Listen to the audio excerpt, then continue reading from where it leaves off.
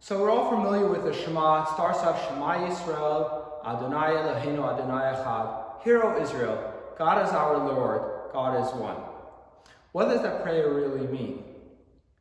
Well, in order to understand this, I want to expound a little bit. And in the next paragraph, the V'yahavta prayer, we say a paragraph that says, V'shinantam levanecha v'dibarta bam, v'shivtecha b'beitecha v'lechtecha v'derech v'shachcha v'kamecha, which means that we should learn the Torah, we should teach it to our children and to our students, and we should study it ourselves, wherever we are, whether we're walking in the way in the streets, and we're learning in our house, we're laying down in bed, obviously in the couch, and so on and so forth. Wherever we are, we should always be constantly studying Torah. What's interesting is that we know the custom, the law, that every single evening and every single morning we say the Shema, but when it comes to Torah study, we have to constantly be studying, whether it's morning, evening, during the day, like the verse says, wherever we are, the obligation of Torah study is there.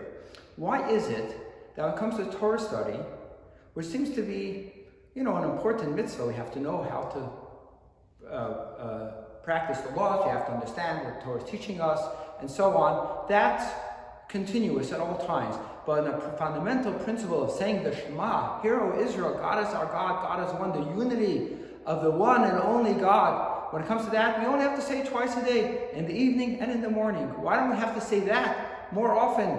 The Muslims pray 5 times a day. Why don't we say this 5 times a day, at least as often as we can, just like when it comes to Torah study? So in order to appreciate this on a deeper level, we have to understand, what is this prayer? Do we ever think about it? What does it really mean? So I'd like to share with you an insight.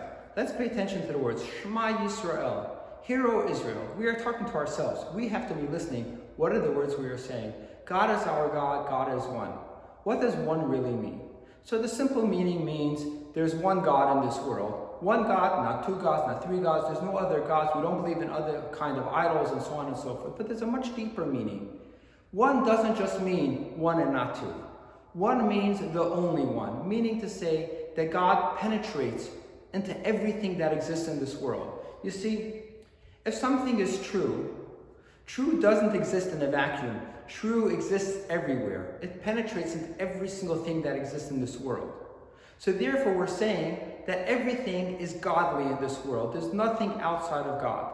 And therefore the Torah teaches us that when it's evening in this world, meaning to say when there's darkness, like we have right now during this pandemic, there's darkness. We don't see where the light is. And when there is light, when it's a beautiful world like it was before, people were making money, the economy is great, everything was beautiful in this world. So when there's light in the world, when it's beautiful, when it's darkness, we have to always remember that there's one God.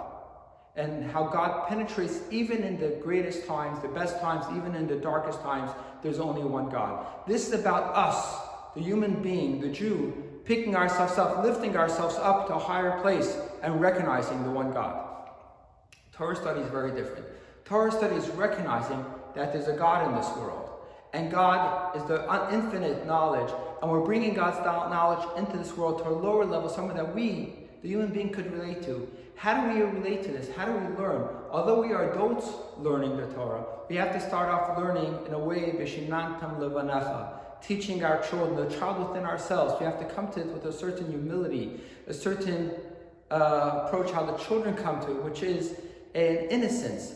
A way coming and saying, recognizing that we are small, God is great, God is infinite, and saying, what are we learning for the Torah? And this has to be consistent and continuous. It's not a set time of the day.